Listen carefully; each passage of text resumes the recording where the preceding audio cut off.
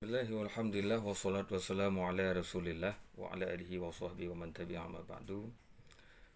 Rakan-rakan sekalian yang dirahmati oleh Allah, sering tak kita dengar tentang kisah-kisah tentang perjalanan kehidupan seorang anak yang durhaka kepada orang tuanya, baik dari media maupun dari mulut ke mulut, cerita-cerita yang bahawa anak durhaka kepada ayah. Padahal kaum muslimin dirahmati oleh Allah, faktor-faktor yang menyebabkan anaknya durhaka kepada ayah. Di antara adalah faktor yang menyatakan durhaka urunsi terjadi terlebih dahulu sebelum durhaka anaknya. Nyo yang jid ke faktor yang utama. Durhaka yang pertama terkadang diawali oleh durhaka orang tua kepada anaknya. Nyo yang kebanyakan terjadi yang diledakan. Halnya sebagaimana tersebut di dalam kitab Tanbihul Ghafilin halaman sikurung 26 karangan Abu Les As-Samarqandi. Neken liganyan salah satu hadis daripada Abu Hurairah bahwa Rasulullah SAW bersabda, min haqqil waladi 'alal walidi thalathatu asya' ayyuhsina ismahu idza walada wa yu'allimahu al-kitaba idza aqala wa yuzawwijuhu idza adraka. Yang mana sebagian daripada hak anak wajib terhadap urunsi na lebih perkara. Yang pertama, tabuhnan anak utanyo dengan nan yang god. Baik tabuhnan anak utanyo dengan nan yang hana jelas juntrungannya, yang nanannya hanjit ke doa bagi kebaikan anak. Punya tengah corona tabuhnan anak balai corona wati miani nang.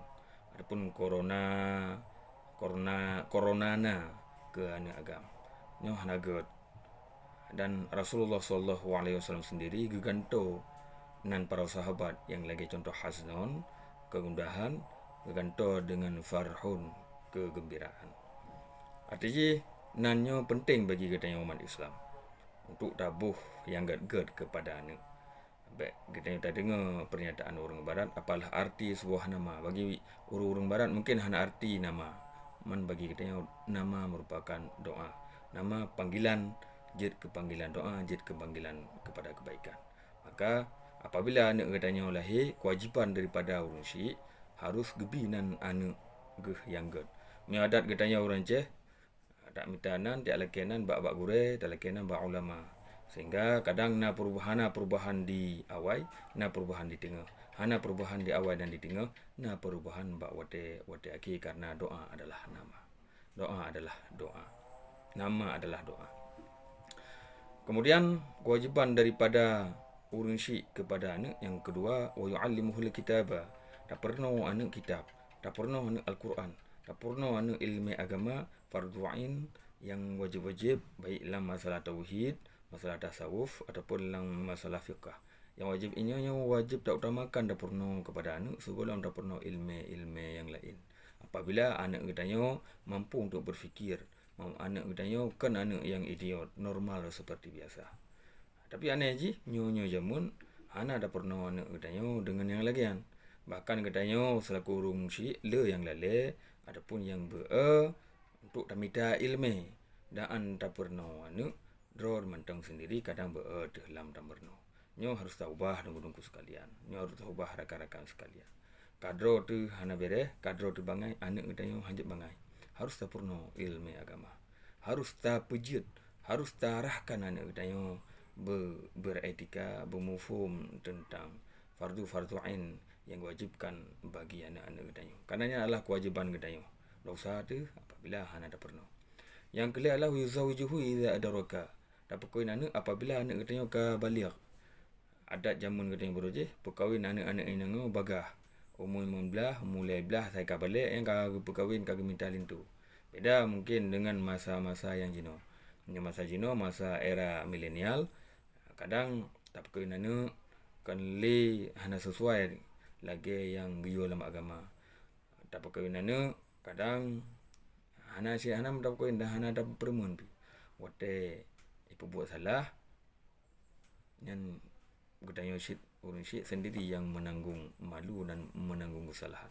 Maka anak gedanyo yang kabalik, anak inang gedanyo kabalik, kagala yang untuk kahwin, ataupun anak agam gedanyo juga kabalik, akan mampu tapi ilmu kala yang ka siap untuk berkeluarga tak berkahwin anaknya agar baik dilakukan zina yang zinanya jadi kehinaan bagi diri anaknya dan bagi gedanyo. Bahkan anak gedanyo apabila hana tak berkahwin jih katruk wate untuk berkahwin, apabila dilakukan dosa tentang berhubungan dengan kahwin, yang gedanyo termasuk yang tertanggung dosanya selaku orang syik. Jadi tunggu-tunggu sekalian yang dirahmati oleh Allah, sebuah riwayat daripada Umar radhiyallahu taala yang bahawa nasira uragam beserta anak gejak bak Sayyidina Umar gaya mengadu. Kekan bak Sayyidina Umar, wahai Amiral Mukminin, bahawa anak long ka idurhaka kepada lu, anak long ka berani taat kepada lu. Maka jawablah li Umar radhiyallahu an bagi anak tersebut, hayanya puan ya ke Allah untuk tak tunaikan hak orang syik. Karena sebahagian daripada hak orang syik nyo berceritakanlah li Sayyidina Umar tentang hak orang syik.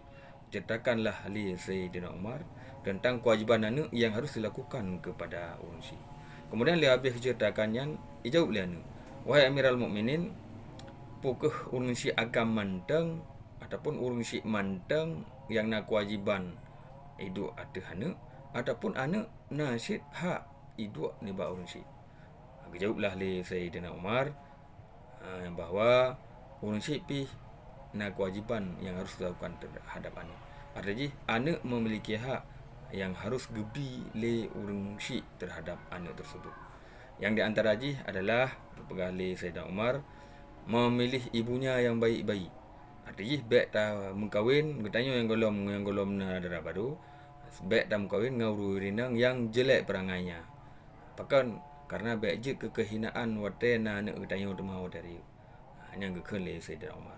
Yang kedua, tak pujroh nan anak tak pernah kelih tak pernah anaknya ilmu kitab. Oleh hebohnya yang dipegang oleh Sayyidina Umar, kewajiban terhadap orang syik hak bagi anak, iaitu yang pertama minta urinang ataupun calon darah baru tanya calon yang ged-ged, yang kelakuan ged, yang akhlak ged, baik anak yang terhina bawa dia. Sedangkan yang kedua adalah tabuh nan apabila anak yang kalahi dengan nan yang ged, baik nan yang hana jelah, baik nan yang memalukan, baik nan yang jelek. Yang kelih adalah tak pernah anak yang kitab. Adilah keceritakan yang lagi yang Sayyidina Umar, anak agamnya dijawab, wallahi demi Allah, hai Sayyidina Umar, orang syik long pilih ke mak long, mak yang jelek. Makna je adalah mak yang hanagad akhlak. Dan mak longnya adalah sirauruinang yang geblo di pasai yang harga je per 2 dirham. Yang pertama. Sedangkan yang kedua, long hana pernah gebuhnan dengan yang gad le orang syik long. Gebuhnan long dengan panggilan yang ihoi khufash ataupun kelelawar malam. Ada ihoi long puikun belantang yang leng yang beber dan malam yang panggilan. Dan yang kelih hana pernah orang syik long pi gepernah long musabuh ayat daripada kitab Al-Quran. Bahawa jawabannya dengan li Sayyidina Umar daripada anu, maka Sayyidina Umar berpaling kepada orang syik. Bit kata, buno bak ta mengadu yang bahawa anak daro nu yang daruhaka kepada ro. Rupaji awai daruhaka ro nu kepada anak segolom anak ro nu daruhaka kepada ro. Maka gekeun sambung li Sayyidina Umar, kum anni ci berangkat aju. Baik nali sajan lu. Hai dah dengar bahasa dia, hai dah dengar nian cerita bagian pesalah anak, sedangkan getanyo selaku orang syik hana tabi hak anak yang sebagaimana mestinya kepada anak yang kali perintahkan oleh Allah Subhanahu wa taala.